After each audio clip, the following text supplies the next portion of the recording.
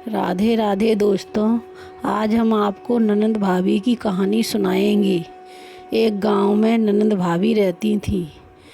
भाभी ननंद को बहुत प्यार करती थी। जहाँ भी जाती वहाँ उसको लेकर जाती थी। इसकी एक वजह थी। जब ननंद की माँ ख़त्म हो रही थी, यानी बहू की सास, तो सास ने अपनी बहू से कहा, बहू मेरी बेटी को अच्छे से रखना, उसे अपने बच्चों की तरह प्यार करना। बहू ने हाँ कर दिया। बहू अपनी सासू माँ के वचन निभा रही थी। वो अपनी ननंद को बहुत लाड़ करती, जहाँ भी जाती वहाँ लेकर जाती। एक बार की बात है, बैसाख का महीना आया तो बहू सुबह उठकर पीपल को सींचने जाती थी। भगवान विष्णु की पूजा रोज़ करती थी, तो ननंद भी साथ जाती थी। भाभी रोज़ पीपल के पास जाकर पीपल देवता से बोलती, हे प्रभु मुझे एक पुत्र दे दो। तो ननंद भी बोलती कि जो भाभी ने मांगा है वही मुझे भी दे दो।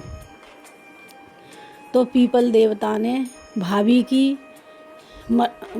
की मनोकामना पूरी करने का आशीर्वाद दिया और लड़की के लिए सोचने लगे, मैं इसे क्या दूं और कैसे दूं। तो कुछ दिन बाद भाभी गर्भवती हुई और ननंद की गद्दी में फलक पड़ गया। तो 9 महीना बाद भाभी के एक पुत्र रतन प्राप्त हुआ। तो उस गद्दी का फलक फूटा तो ननंद के भी एक पुत्र हुआ। जब भाभी ने ननंद के पुत्र को हाथ में लिए देखा तो पूछा, ये क्या है? तो ननंद ने बताया, ये पीपल देव का आशीर्वाद है, उन्होंने ही मुझे दिया है। भाभी सोचने लगी, अब मैं क्या करूं, मैं कैसे बताऊं। तो भाभी ने अपने पति को भी नहीं बताया और ननंद से कहा, आप किसी को मत बताना।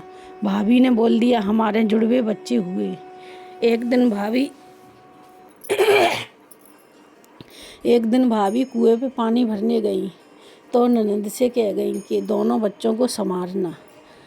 तो भाभी चली गई तो ननंद वाला बच्चा ज़ोर ज़ोर से रो रहा था। तो ननंद ने उसको गोदी में उठाया और बोलने लगी, बिना बाप का कंधे वाला लड़का। तो उसका भाई आया तो उसने सुना। तो उसने जब पानी भर के उसकी पत्नी आई तो उसने अपनी पत्नी से पूछा, ये बहन क्या बोल रही थी, बिना बाप के कंधे वाला लड़का। तो उसकी पत्नी ने सारी बात उसे बताई। तो वो भाई बोला, अब मेरी बहन की शादी कैसे होगी। तो उसने उसको लड़के को उठाया और पीपल के पास ले गया और पीपल देवता से बोला, हे प्रभु मेरी बहन तो नादान थी, आप तो सब कुछ जानते थे, आपने ऐसा क्यों किया। और भाई ज़ोर ज़ोर से रोने लगा। पीपल 2 हिस्सों में फट गया और उसमें वो लड़का समा गया। पीपल के 2 हिस्सों में बंटने से उस चबूतरे में दरार पड़ गई। वो भाई अपने घर आया। फिर एक दिन भाई ने अपनी पत्नी से कहा, चलो हवन कराते। तो वो दोनों ने हवन के लिए साधु संत इकट्ठे किए गांव वाले। तो हवन कराने लगे। जैसे ही हवन शुरू हुआ तो हवन में घी डाला तो हवन जल ही नहीं रहा। तो ये करते करते बहुत देर हो गई, परेशान हो गए, लेकिन हवन नहीं जला।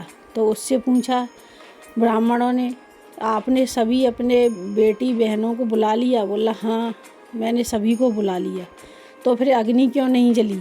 तो एक बहुत साधु बुलाए, बड़े साधु थे, अपनी आँख उनसे सारी बात बताई। साधु ने आँख बंद करके देखा तो उन्होंने कहा, बेटा आपने अपने भांजे को नहीं बुलाया। तो बोला, कौन सा भांजा? मेरे कोई भांजा नहीं है। बोला, वही भांजा जो आप पीपल को सौंप के आए हो। तो उस लड़के ने सारी बात बताई। तो गांव वाले बोलने लगे, बेटा आप क्यों शर्मिंदा होते हो, इसमें आपका और आपकी बहन का कोई दोष नहीं है, ये तो पीपल देवता का आशीर्वाद है। तो गांव वाले ढोल लंगाड़े के साथ गाते बजाते उस पीपल के पास गए सभी मिलके। फिर पीपल देवता से प्रार्थना करी। पीपल देवता ने उनकी प्रार्थना सुनी, 2 हिस्सों में बट गया, उसमें से वो पुत्र निकला। उस पुत्र को लेके सभी घरे आए। इस कहानी से ये मिलता है, इसका फल ये है, जो बैसाख के महीने में पीपल को सींचता है उसे निसंतान को संतान मिलती है और निर्धन को धन प्राप्त होता है, और जिसके बुद्धिहीन को ज्ञान प्राप्त होता है। यह कहानी आपको कैसी लगी हमें कमेंट में लिखकर भेजना। राधे राधे दोस्तों।